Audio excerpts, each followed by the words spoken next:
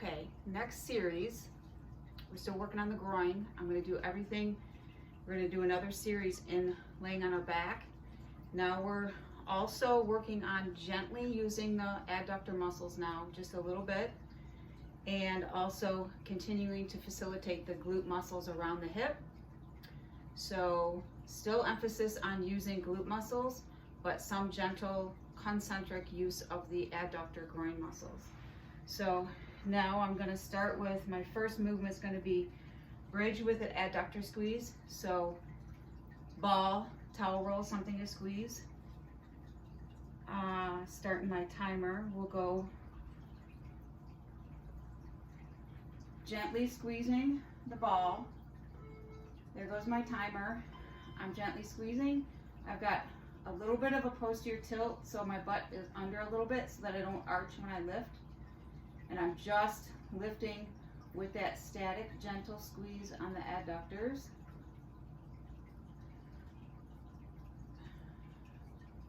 So I'm activating adductors, the groin muscles, the short groin muscles, because my knees are bent, and glutes.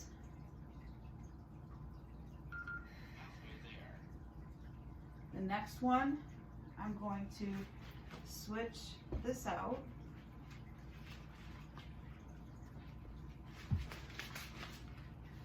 Band is going around below the knees. My feet are going to come apart a little bit.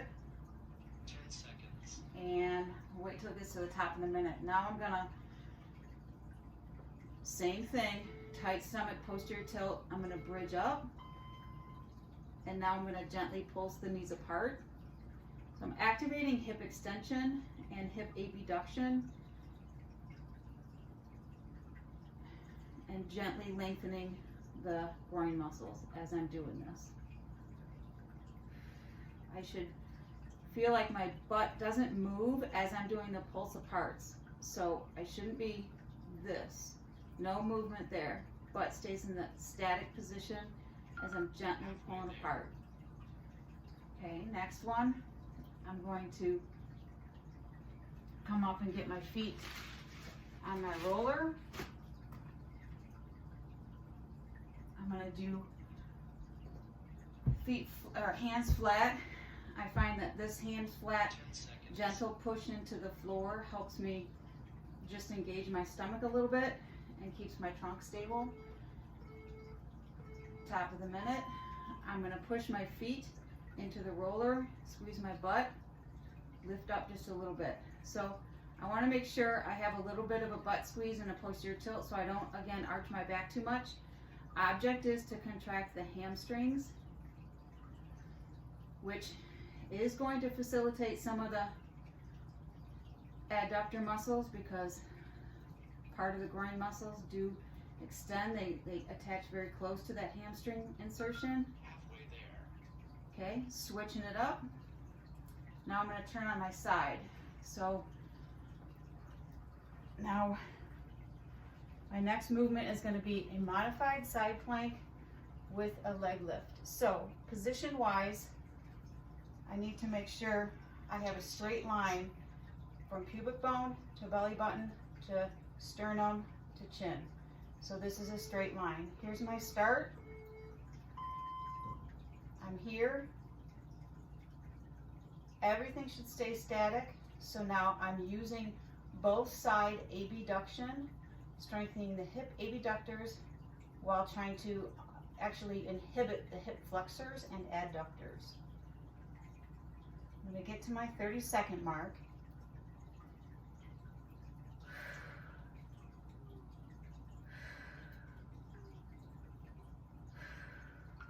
Halfway there. Okay, now I'm coming down.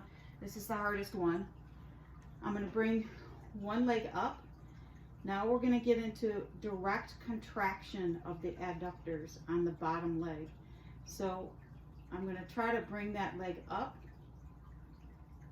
So this is concentric contraction of the long adductors. So that was 30. Okay, so that's the direct contraction. Now I'm going to tuck my knees up. I'm going gonna go right into a thoracic stretch. This way. And tuck back in. Most common mistake here is this, losing the knee, and you're just not getting what you want. Your goal is to get a gentle stretch in the thoracic area, not so much the low back. You want this to be, and the way to make that happen is to keep these knees glued together and not slipping and sliding like this. I want to wait to the top of the minute to go switch. 10 seconds.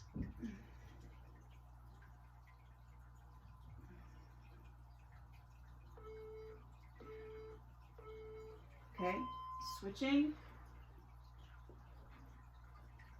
Side plank, straight line.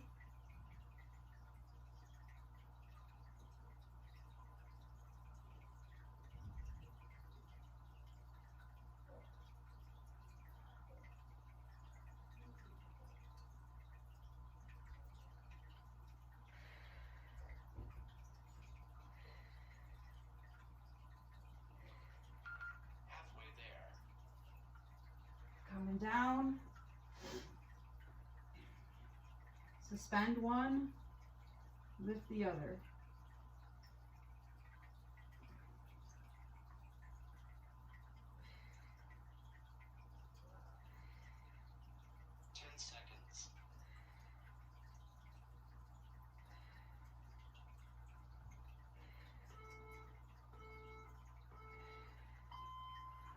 Tuck them up. Lock the knees, gentle rotation.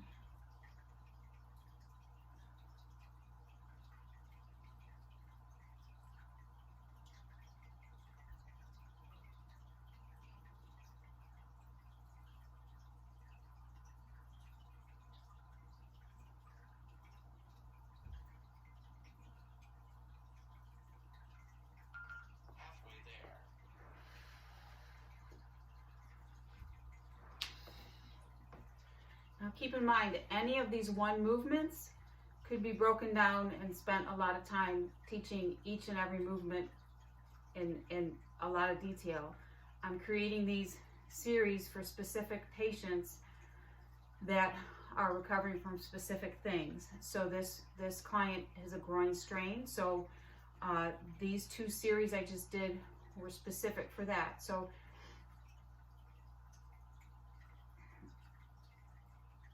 each of those 5 movements could take a long time to learn to do correctly. So give them a try.